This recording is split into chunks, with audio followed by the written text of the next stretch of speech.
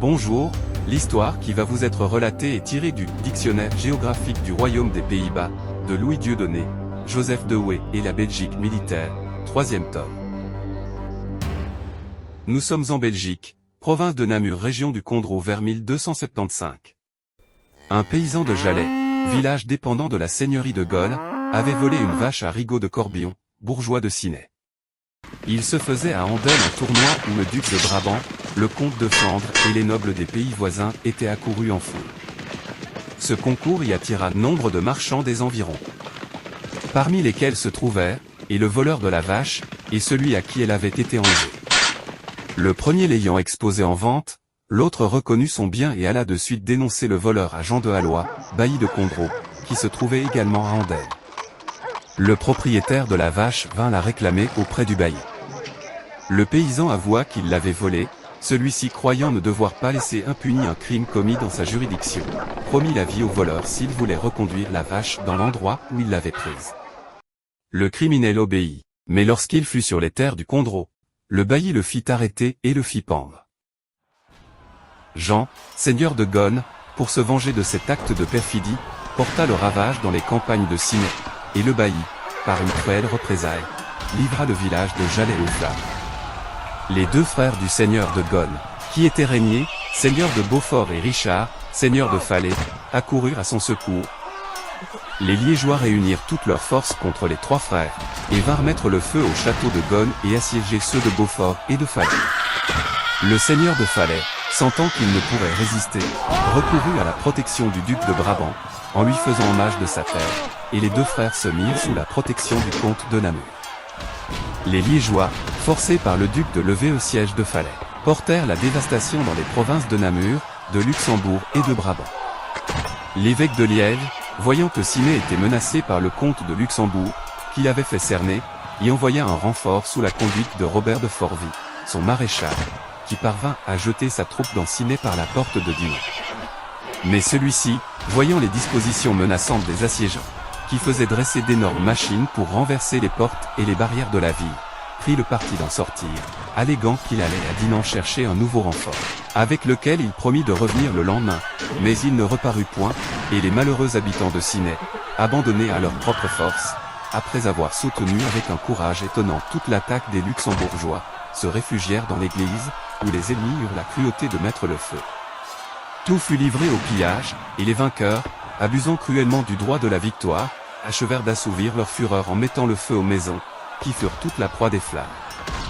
Ce désastre eut lieu le 18 avril 1276. Ciney fut surpris par les troupes de Jean Ier, comte de Namur, qui y entra pendant la nuit. Mais les habitants s'étant réunis au premier signal, opposèrent une si forte résistance aux Namurois, qui les forcèrent de se retirer. La poursuite fut même si vive, que le comte Jean lui-même, ayant été renversé de son cheval, n'échappa à la mort que par le généreux dévouement d'un de ses chevaliers, qui sacrifia sa vie pour sauver son prince. Le comte perdit dans cette affaire 182 hommes, dont 80 furent tués, et 52 pris. Les habitants de Ciney ne les rendirent que pour une grosse somme d'argent, qu'ils employèrent à fortifier leur ville, qui était presque ouverte. Robert de Forvy, qui n'avait du courage que quand il n'avait pas d'ennemis à combattre, entra dans le comté de Luxembourg, dévasta la prévôté de Poil-Vache, et réduisit en cendres 30 à 40 villages ou hameaux des environs. Telle était la fureur de détruire dans cette malheureuse guerre, que l'on abandonnait la défense de son propre pays pour courir ruiner le pays ennemi. Les choses étaient en cet état, quand les Dinantais, qui jusque-là n'avaient pris aucune part à la guerre, informés que ceux de Namur se préparaient à les attaquer, allèrent au-devant d'eux sous la conduite de Jacques de Rochefort, leur avoué. Ils dirigèrent leur marche vers le village de Spontin, où ils rencontrèrent un corps ennemi qui obéissait aux ordres du seigneur de Dave. Les Namurois étant supérieurs en nombre, et les Dinantais trouvant la partie trop inégale, se replièrent sur Dinan. Ils furent poursuivis si chaudement, et serrés de si près, que le seigneur de Dave entra dans la ville avec les fuyards, par la porte du faubourg de l'Ef. Un peu de précaution aurait rendu les Namurois maîtres de la cité, mais au lieu de s'assurer de la porte, les premiers qui pénétrèrent dans la ville s'avancèrent si étourdiment qu'ils donnèrent le temps à quelques bourgeois d'abattre la herse, de manière que l'avant-garde de ce corps fut renfermée dans l'enceinte des remparts sans pouvoir être secourue. Il en coûta la vie à une centaine de Namurois qui furent tués en cette occasion, pendant que les autres, exposés aux projectiles qu'on leur lançait du haut des murs. eurent assez de peine à regagner les montagnes et à se retirer en désordre. Cette action fut la dernière de cette sanglante tragédie qui coûta la vie à plus de 20 000 hommes, qui réduisit des populations entières aux abois, et à qui l'on donna le nom de guerre de la vache. L'évêque de Liège, le duc de Brabant et les comtes de Namur et de Luxembourg ne purent envisager de sang-froid ce spectacle d'horreur.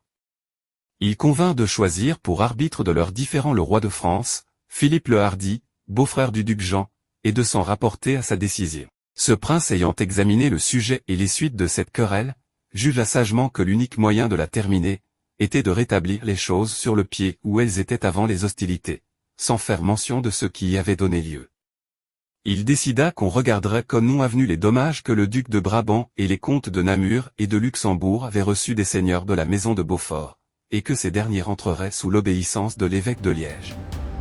La paix se fit, mais cette sentence arbitrale ne reçut pas d'exécution, car les sires de Beaufort et de Gonne, qui sur l'éludé, restèrent soumis au comté de Namur, malgré les plaintes et les protestations des Liégeois.